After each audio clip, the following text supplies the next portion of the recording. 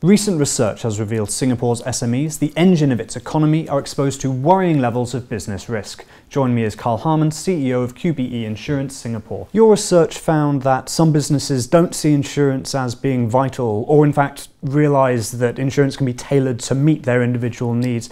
How can this be changed? Our research did indicate that 1 in 7 SMEs in Singapore are uninsured, and a larger part of the 6 in 7 are underinsured. So that's quite concerning. The SMEs are really thinking about what their cost of raw materials are today, how much they're making today, and therefore the profit that they're making today. So if they were to sit there and think about how they can ensure that they pass this down to the next generation, then I think the decision process might be a little bit different. Why do you think businesses resist the idea of buying insurance? There's really a lack of understanding around insurance. So it's all around trying to put out more knowledge around insurance. One of the ways we try to do it is talking about real life experiences, and one that really humbled me earlier this year was an insured that we had recently ridden. So they had a fire at their facility and $7 million loss. And at QBE, we feel that our purpose is really around allowing customers to fulfil their ambitions.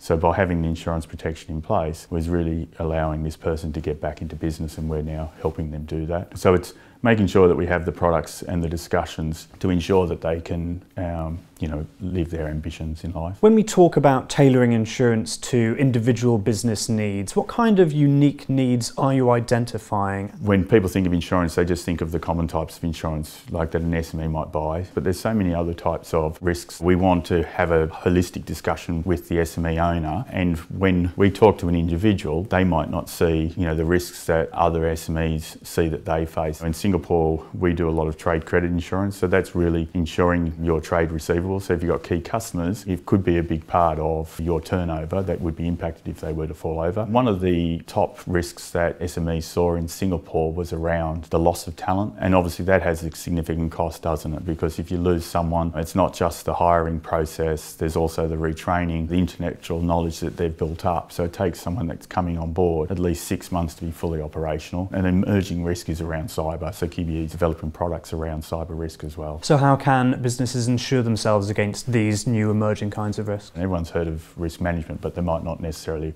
know what that means. It's making a conscious decision around 3 areas: whether you accept the risk, whether you mitigate the risk, or whether you transfer the risk. So what I mean by accept, you might see something in your business that happens every day, it's very low cost, so it just becomes part of your operational cost.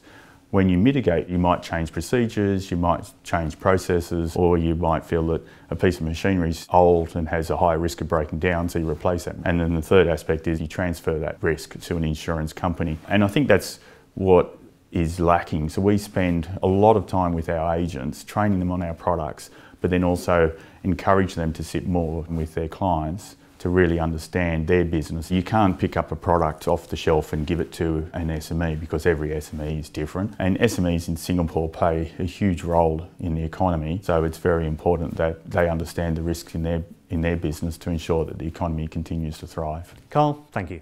Thank you, Paul. Thanks for watching. You can find out more about QBE's research at worldfinance.com, and please subscribe for more insurance news as well as all the latest insights from World Finance.